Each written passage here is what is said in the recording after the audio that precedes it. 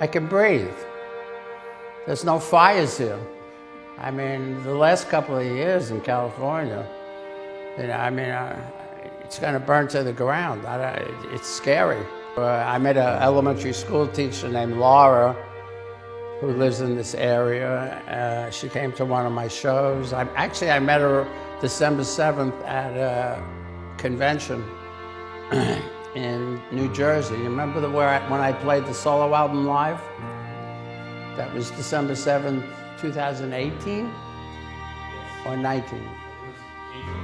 Paul Daniel Ace Frehley, the electrifying lead guitarist and co-founder of the iconic rock band Kiss, has passed away at the age of 74. His death, announced on October 16, 2025, came after injuries sustained in a fall at his home last month.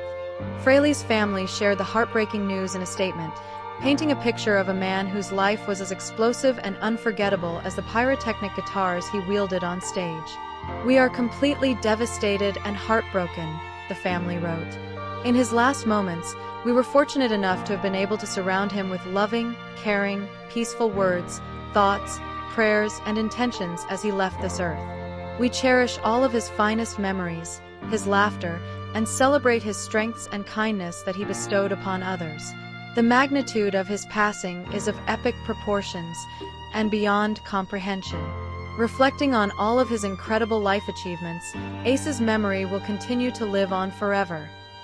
Frehley's passing marks the end of an era for rock music, particularly for Kiss, the band that redefined spectacle in the genre. Known for their larger-than-life personas and groundbreaking live shows, Kiss influenced generations of fans and musicians. Frehley, often called the Space Ace for his cosmic-themed makeup and persona, was a cornerstone of the group's original lineup. His bandmates, Kiss frontmen Paul Stanley and Gene Simmons, issued their own tribute, underscoring his irreplaceable role. "We are devastated by the passing of Ace Frehley," Stanley and Simmons stated. "He was an essential and irreplaceable rock soldier during some of the most formative foundational chapters of the band and its history. He is and will always be a part of Kiss' legacy. Our thoughts are with Jeanette, Monique, and all those who loved him, including our fans around the world." Kiss burst onto the scene in the 1970s as a quartet of painted-face rockers who blended hard-hitting riffs with theatrical extravagance. While critics often dismissed them as gimmicky, focusing on the explosions, fire-breathing, and smoke-spewing guitars rather than the music, the band's cultural footprint was undeniable. Their concerts were immersive experiences, predating the visual revolution of MTV by years.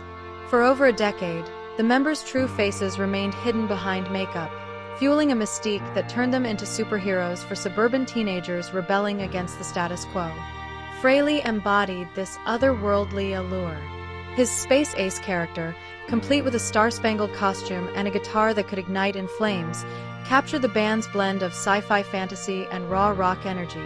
Yet beneath the grease paint was a Bronx kid with a self-taught guitar prowess that drew from the gods of the era, Jimi Hendrix's psychedelic fury, Jeff Beck's technical wizardry, and the anthemic swagger of Led Zeppelin and the Rolling Stones.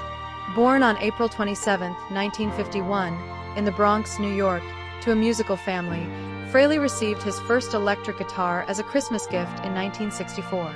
With no formal lessons, he dove headfirst into the instrument, forming bands as a teen and earning his Ace nickname for his charm with the opposite sex. High school proved fleeting. After dropping out to pursue music with a paying gig in a group called Cathedral, he later returned to earn his diploma.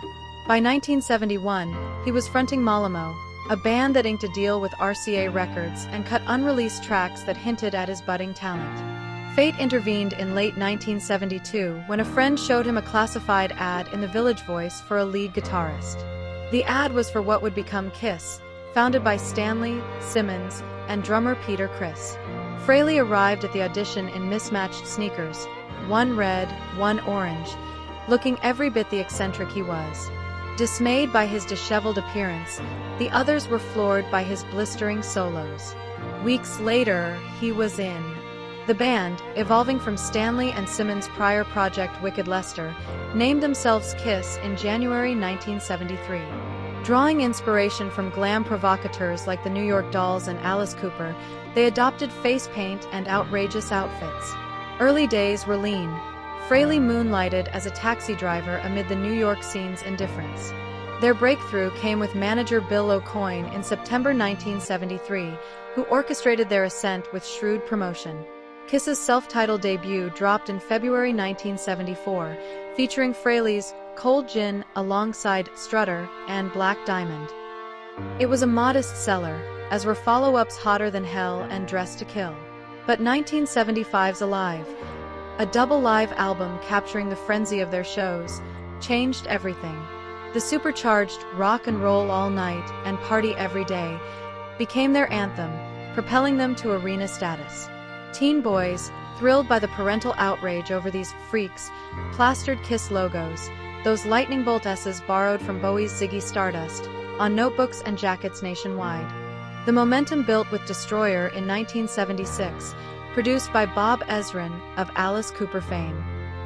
Its orchestral flourishes and session players elevated tracks like Detroit Rock City and Shout It Out Loud. Chris's ballad Beth defied their tough image, hitting number 7 on the Billboard Hot 100 and becoming their first big single. Merchandise exploded: comics, costumes, lunchboxes. Kiss was a brand before branding was cool. Rock and Roll Over, 1976, and Love Gun, 1977, kept the fire burning.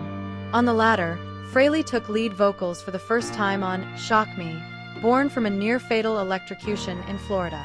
Alive 2, 1977, mixed live cuts with studio tracks, including his soaring Rocket Ride. Anonymity amplified their myth. On stage I'm Ace Frehley, and off stage I'm a kid from the Bronx, he told Rolling Stone in 1977. I consider myself lucky. Mick Jagger will always be Mick Jagger, but I can take off my makeup and know who I am. Hubris peaked with 1978's simultaneous solo albums. Frehley's, featuring his cover of New York Groove, a Russ Ballard tune that hit number 51, stole the show. Backed by New York aces like Anton Fig and Will Lee, future Letterman band staples, and produced by Eddie Kramer, Hendrix, Zeppelin, it showcased his multi-instrumental chops and songwriting. The 1979 Dynasty album veered into disco with I Was Made for Loving You, alienating purists. Substance issues plagued Frehley and Chris, leading to their exits in 1980 and 1982. Frehley's demons intensified. A 1983 DUI chase in his DeLorean, smashing 4 cars, landed him in detox and AA. Reborn as Frehley's Comet, he signed with Megaforce and dropped a gold-certified self-titled album in 1987, co-produced by Kramer. Tracks like Rock Soldiers chronicled his rock-bottom redemption. I cried, I am invincible, said I was high above the law, but my only high was just a lie, and now I'm glad I saw. Tours with Iron Maiden and Alice Cooper fizzled over disputes, and sobriety slipped, but the album revived his star. The 90s brought reconciliation. In 1996, Frehley and Chris reunited with Kiss for a blockbuster tour and Psycho Circus. He stayed until 2002, amid the band's farewell tour, which looped back in 2023. Solo, he released 5 albums from 2009 to 2024's 10,000 Volts, collaborating with Slash, Mike McCready, John 5, Robin Zander, and even Stanley and Simmons. His 2011 memoir, No Regrets, a rock and roll memoir, reflected his philosophy: I never set my sights low. I've always believed most people are ruined by the limitations they put on themselves.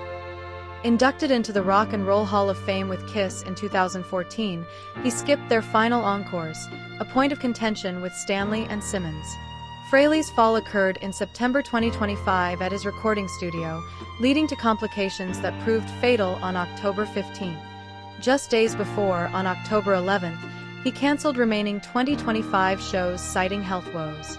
He is survived by wife Jeanette, daughter Monique, brother Charles, sister Nancy Salvner, nieces Sir Frehley and Julie Salvner, nephews Sky Frehley and Andrew Salvner, sister-in-law Michelle Ann, and brother-in-law Ron Salvner.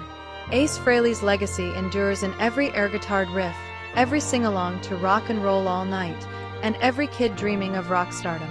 He wasn't just a guitarist, he was a spark, unpredictable, brilliant, and forever shooting across the sky. As fans mourn, they celebrate the space ace who reminded us, in rock and roll, the party's never over. Thanks for watching. Subscribe to daily updates and never miss a video.